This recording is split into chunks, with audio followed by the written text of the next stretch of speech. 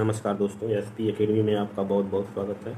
मैं आज ईवीएस का 30 क्वेश्चन लेकर फिर से हाजिर हूँ और यह यूपी टेट के लिए तो बहुत ही इम्पॉर्टेंट है और सी टेट के लिए भी इम्पॉर्टेंट है। तो आइए चलते हैं क्वेश्चन की तरफ।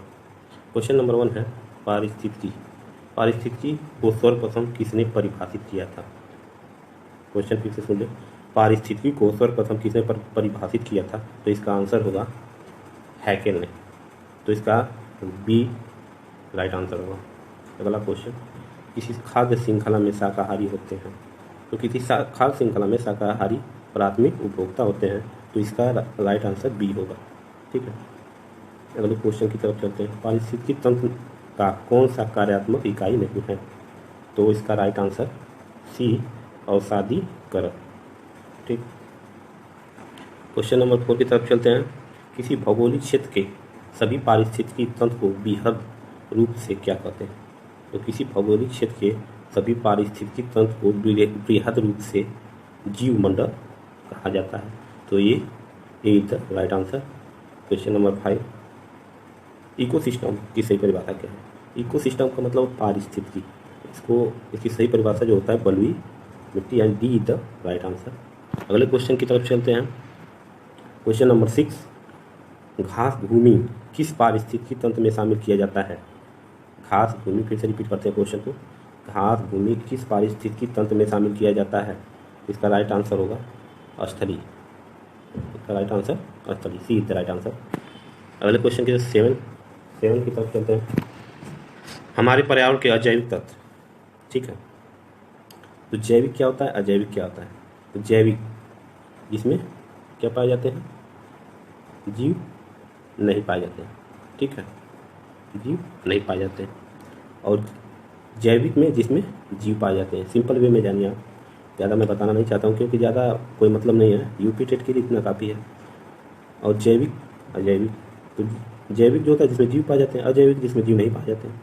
ठीक है, तो इससे क्या पूछ रहा है? हमारे पर्यावरण के और जैविक तत्व, इसमें पौधे, ठीक है, इसमें भी पाए जाते हैं जानवर, इसमें सी ऑप्शन, ए बी दोनों नहीं होगा। डी बच रहा है, तो डी वाई में नहीं पाए जाते हैं, तो वाई में नहीं पाया जाता है। ठीक है, तो डी राइट आंसर होगा। अगले क्वेश्चन की तरफ चलते हैं। किसी पारिस्थितिकी तंत्र में ऊर्जा के प्रवाह के बारे में निम्न में से कौन सी श्रृंखला सही है? तो इसमें देखिए, पहले उत्पादक आता है, उसके बाद उपभोक्ता आता है, उसके बाद अपघटक आता है। तो इसमें सी राइट आंसर होगा, सी इज द राइट आंसर। ठीक है, अगले क्वेश्चन की तरफ चलते हैं। सामान्य रूप से आहार श्रृंखला में कितनी कड़ियाँ होती हैं? तो ये सभी लोग जानते हैं। सामान्य रूप से आहार श्रृंखला में जो होते हैं 4 कड़ियाँ होती हैं, ये सभी को मालूम होगा मेरे समझ से, और ये इम्पॉर्टेंट भी है, इसे जानना जरूरी है, सभी लोग इसको जानें और समझें। अगले क्वेश्चन की तरफ चलते हैं। क्वेश्चन नंबर 10, पौधों की पत्तियों द्वारा जल के वाष्पित होने की प्रक्रिया कहलाती है। तो इसका राइट आंसर होगा बी वाष्पोत्सर्जन। अगले क्वेश्चन की तरफ चलते हैं। हरे पादपों में क्लोरोफिल के बनने के लिए निम्नलिखित में से कौन सा तत्व अनिवार्य है? तो हरे पादपों में क्लोरोफिल के बनने के लिए इसमें मैग्नीशियम अनिवार्य है। ठीक है, तो सी इज द राइट आंसर। अगले क्वेश्चन की तरफ चलते हैं। खाद्य जाल में ऊर्जा का प्रवाह होता है। तो किसी खाद्य जाल में जो होता है, इंपॉर्टेंट क्वेश्चन है, यूपी की दृष्टि से देखा जाए तो इम्पॉर्टेंट है। किसी खाद्य श्रृंखला में, ठीक है, खाद्य जाल में ऊर्जा का प्रवाह एक दिवसीय होता है। ठीक है, अगले क्वेश्चन की तरफ 13वें क्वेश्चन की तरफ चलते हैं। आइए चलते हैं। एक खास स्थलीय पारिस्थितिकी तंत्र के खाद्य श्रृंखला में विभिन्न घटकों का सही क्रम है। देख लेते हैं पहले क्या आता है। पहले तो घास आता है। घास को कौन खाता है? टिड्डा खाता है। टिड्डे को कौन खाता है? मेढक खाता है। मेढक को कौन खाता है? सर्प खाता है। तो इसमें कौन सा है? देख लीजिए आप खुद, ये इज द राइट आंसर। ठीक है, अगले क्वेश्चन की तरफ चलते हैं। निम्नलिखित में से पारिस्थितिकी तंत्र का कौन सा एक जीवित संगठक नहीं है पूछ रहा है, यानी कि जीवी संगठक नहीं है, यानी अजीवी। तो आप समझ लीजिए इसमें राइट आंसर होगा ए वाई। अगले क्वेश्चन की 15वें क्वेश्चन की तरफ चलते हैं। पारिस्थितिकी पदछाप के माप की इकाई है पूछ रहा है। पारिस्थितिकी पदछाप के माप की इकाई है। पारिस्थितिकी पदछाप के माप की इकाई है नैनोमीटर नहीं होगा, भूमंडलीय hectare is the right answer. ठीक है, ए इज द राइट आंसर। अगले क्वेश्चन की तरफ चलते हैं। निम्न में से किसने सर्वप्रथम गहन पारिस्थितिकी शब्द का प्रयोग किया था? तो गहन पारिस्थितिकी की बात की जाए, अगर गहन आगे लग जा रहा है, पारिस्थितिकी की बात की जाए तो अर्निस्ट नेस ने किया था। तो अर्निस्ट नेस, थोड़ा क्लियर नहीं है, थोड़ा मैं बोल रहा हूँ, नोट कर लीजिएगा, अर्निस्ट नेस। ठीक है, अगले क्वेश्चन की तरफ चलते हैं। पारिस्थितिकी निश्चय की संकल्पना को प्रतिपादित किया था? तो इसका ग्रीनेल इज द राइट आंसर, ग्रीनेल ने किया था। ठीक है, अगले 18वें क्वेश्चन की तरफ चलते हैं। 10% नियम किससे संबंधित? देखिए 10% का नियम जो है संबंधित है, तो इसका राइट आंसर होगा ऊर्जा का खाद्य के रूप में एक पोषी स्तर से दूसरे पोषी स्तर तक पहुंचाना। तो इसका राइट आंसर होगा is the right answer. Question number 19 की तरफ चलते हैं। जीव भार का पिरामिड किस पारिस्थितिकी तंत्र में उलट जाता है? देखिए पिरामिड विस्तृत रूप से बताएंगे हम आपको, अभी बहुविकल्पी क्वेश्चन चल रहे हैं, इसीलिए पिरामिड के बारे में डिटेल चर्चा नहीं कर सकते हैं, आगे चल के चर्चा करेंगे। ठीक है, तो पिरामिड, किसी जीव भार का पिरामिड किसी पारिस्थितिकी तंत्र में उलट जाता है, किसका उलट जाता है? तो इसका राइट आंसर होगा तालाब का हमेशा उलट जाता है। ठीक है, अगले क्वेश्चन 20वें क्वेश्चन की तरफ चलते हैं। निम्नलिखित में से कौन सा एक जैविक अनुक्रमण की प्रावस्थाओं का सहीकरण है? प्रावस्थाओं का सहीकरण है, इसका राइट आंसर हो जाएगा ए, निम्नलिखित प्रवास अवस्थान प्रतिक्रिया स्थिरीकरण। ठीक है, 21वें क्वेश्चन की तरफ चलते हैं।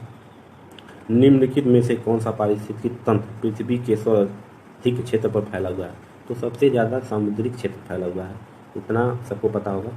इसका राइट आंसर होगा D is the right answer. अगले क्वेश्चन की तरफ चलते हैं। Question number 22। एक पारिस्थितिकी तंत्र में ऊर्जा की मात्रा एक पोषक स्तर से अन्य पोषक स्तर में स्थानांतरण के पश्चात, एक बार फिर सुनते हैं। एक पारिस्थितिकी तंत्र में ऊर्जा की मात्रा एक पोषक स्तर से अन्य स्तर में स्थानांतरण के पश्चात क्या होती है? तो इसका राइट आंसर होगा बी, घटती है। ठीक, क्वेश्चन नंबर 23 की ओर चलते हैं। पारिस्थितिकी विज्ञान केंद्र कहाँ स्थित है? बहुत इंपॉर्टेंट क्वेश्चन है, आर यू पी टी। ठीक है, तो इसका राइट आंसर होगा डी, बंगलुरु। बंगलुरु बहुत इंपॉर्टेंट क्वेश्चन है, इसको नोट कर लीजिएगा। अगले क्वेश्चन की तरफ चलते हैं। Question number 24। पारिस्थितिकी तंत्र के दो घटक कौन कौन से हैं? तो भाई ये भी इंपॉर्टेंट क्वेश्चन है, तो इसको भी ध्यान में रखिएगा, और आगे भी बताएंगे, विस्तृत में बताएंगे, लेकिन इसको नोट कर लीजिएगा, बहुत इंपॉर्टेंट क्वेश्चन है, जैविक और अजैविक। ठीक है, क्वेश्चन नंबर 25। पारिस्थितिकी निम्नलिखित के बीच पारस्परिक संबंधों का अध्ययन है? तो भाई इसका राइट आंसर होगा जीव और वातावरण के बीच जो पारस्परिक संबंध होता है पारिस्थितिकी का, इज द राइट आंसर। अगले क्वेश्चन की तरफ चलते हैं। Question number 26। पारिस्थितिकी में अध्ययन किया जाता है? तो पारिस्थितिकी में भाई सजीव जगत का भी अध्ययन किया जाता है, वनस्पति जगत का भी अध्ययन किया जाता है, निर्जीव जगत का भी अध्ययन किया जाता है, इसमें सभी आंसर सही होगा। क्वेश्चन नंबर 27 की ओर चलते हैं। जब एक जीव लाभ हो, जब एक जीव को लाभ होता है बगैर दूसरे जीव के प्रभावित किए हुए, इसमें ये क्वेश्चन जो है विस्तृत भी बताएंगे आगे चल के, लेकिन इसका राइट आंसर होगा सहभोगी। जब एक जीव का लाभ होता है बगैर दूसरे सहवासी जीव को प्रभावित किए तो यह सहभोगी कहलाता है। Question number 28। इकोलॉजी किसे कहते हैं? भाई इकोलॉजी किसे कहते हैं? जिसमें जैविक, इकोलॉजी का मतलब होता है पारिस्थितिकी, और पारिस्थितिकी में जिसमें जैविक अजैविकों का घटकों का अध्ययन किया जाता है, तो ये इज द राइट आंसर। अगला क्वेश्चन, क्वेश्चन नंबर 29। पारिस्थितिकी तंत्र शब्द को सर्वप्रथम किसने प्रभावित किया? इसका राइट आंसर होगा एजी ट्रांसले। अगर तंत्र की बात की जाए तो एजी ट्रांसले ने किया था। क्वेश्चन नंबर 23 और यह लास्ट क्वेश्चन है। निम्न में से कौन सा पारिस्थितिकी तंत्र की कृत्रिम है?